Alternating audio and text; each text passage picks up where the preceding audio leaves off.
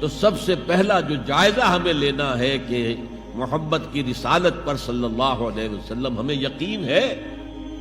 یقین، تصدیق تو ہم کرتے ہیں، زبان سے کہتے ہیں، لیکن یقین، جس یقین کا نتیجہ یہ نکلے کہ پھر نفس کے سارے تقاضے نیچے ہو جائیں اور حضور کی لائی ہوئی ہدایت، حضور کی لائی ہوئی شریعت بالغ ہو جائے.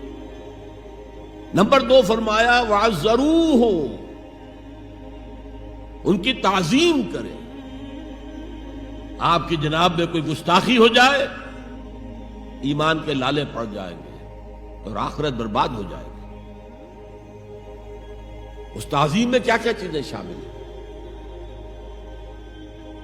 دیکھیے سورہ حجرات میں ابتدائی حصے میں تفصیل سے کہا گیا یا ایھا الذین آمنوا لا ترفعوا اصواتکم فوق صوت النبی ولا تجہروا له بالقول کجہر بعضکم لبعض ان تحبط اعمالکم وانتم لا تشعرون. اے ایمان کے دعوے دارو، کبھی اپنی آواز کو رسول کی آواز سے بلندتر نہ کر دینا، مبادا تمہارے سارے اعمال حبط ہو جائیں اور تمہیں پتہ بھی نہ چلے. میں نے کوئی گناہ کبیرہ تو نہیں کیا ہے، میں نے کوئی کفر تو نہیں کیا ہے، بس یہی ہوا نا کہ حضور کی آواز کے مقابلے میں اپنی آواز کو اونچا کر دیا. لا ترفعوا اصواتکم فوق صوت النبی ولا تجہروا له بالقول کجہر بعضکم لبعض، بلند آواز سے جیسے آپس میں باتیں کر لیتے ہو ایسے کبھی بات نہ کر بیٹھنا.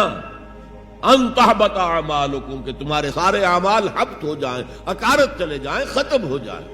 وانتم لا تعلمون، تمہیں احساس بھی نہ ہو کہ ساری پونجی لٹ گئی. اس آیت کا ہم پر اطلاق کیسے ہوگا؟ کبھی سوچا؟ صحابہ کرام تو یقیناً اس کے مخاطب اول تھے، ہم پر کیسے اطلاق؟ اگر ہماری گفتگو ہو رہی ہو، بحث ہو رہی ہو، میں کچھ کہہ رہا ہوں، آپ کچھ کہہ رہے ہیں، لیکن کوئی کہہ دے حضور نے یوں فرمایا ہے، فوراً چپ ہو جاؤ. اب اگر کہا نہیں میرا خیال یہ نہیں، اب گویا کہ یہ حضور کی آواز سے آپ نے اپنی آواز اونچی کر، اپنا فکر، اپنا فلسفہ، اپنا فہم، اپنی سوچ، اپنی عقل. ہاں بعد میں تحقیق کر لو یہ جو کہا تھا کہ حضور نے فرمایا، فرمایا بھی ہے کہ نہیں ہے، حدیث صحیح ہے کہ نہیں ہے، مستند ہے کہ نہیں ہے. لیکن اس وقت آواز بند کر لینا لازم ہوگا کہ اس کے بعد اقول نہیں کہہ سکتا میں یہ کہتا ہوں. اس کا تو مطلب یہ کہ آپ مد مقابل بن کر رسول کے آ رہے ہیں. لا ترفعوا اصواتکم فوق صوت النبی ولا تجہروا له بالقول کجہر بعضکم لبعض ان تحبط اعمالکم وانتم لا تشعرون. صحابہ کے بارے میں آپ نے سنا ہوگا کہ حضور کی محفل میں ایسے بیٹھے ہوتے تھے ساکت و صامت، جیسے کہ ان کے سروں پر پرندے بیٹھے ہوئے ہیں اور انہیں اندیشہ ہے کہ ذرا سا بھی ہلیں گے تو پرندہ اڑ جائے گا. اس قدر ادب. حضور صحابہ سے سوال کرتے تھے اور یہ آپ کا طریقہ تھا تعلیم کا کہ پہلے ایک سوال سامنے لایا جائے تاکہ ان کا ذہن کھلے، سوچیں خود بھی. یہ تعلیم کا بہترین طریقہ ہے.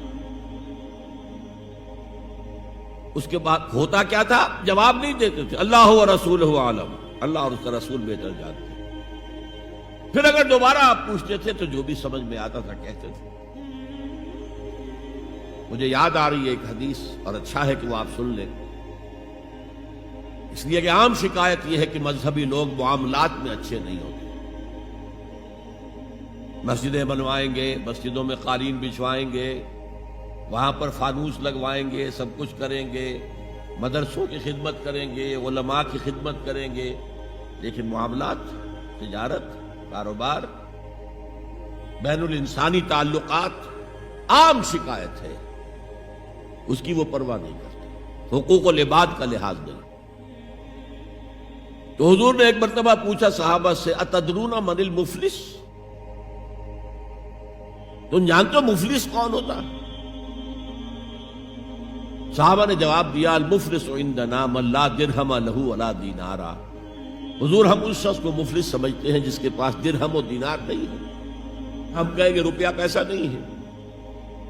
فرمایا نہیں، میری امت کا مفلس وہ ہوگا جو بہت سی نمازیں لے کر آئے گا، بہت سے روزے لے کر آئے گا، بہت سے حج لے کر آئے گا، بہت سے عمرے لے کر آئے گا، لیکن اس کے ساتھ ہی قد شتم ھذا، فلاں شخص کو گالی دی تھی، واکل مال ھذا، فلاں شخص کا مال کھا لیا تھا، فلاں شخص پر تہمت لگائی تھی. اب وہ سارے دعوے دار آ جائیں گے، اللہ اس نے میرے ساتھ یہ کیا. ٹھیک ہے بھائی، اس کی نمازیں تم لے جاؤ، اور تو کچھ ہے نہیں، کوئی کرنسی تو ہے نہیں وہاں، نہ ڈالر ہے نہ یورو ہے، کچھ بھی نہیں، اعمال کی کرنسی ہے، نیکی تم لے جاؤ. کوئی اور دعوے دار آیا، روزہ وہ لے گیا، اس کے پاس کچھ نہیں رہا. دعوے دار اب بھی باقی ہیں. اب ان کے گناہ جو ہے اس کے حساب میں پڑنے شروع ہو جائیں گے، یہاں تک کہ دوسروں کے گناہوں کے بوجھ تلے دب کر وہ جہنم میں جھونک دیا. یہ مفلس.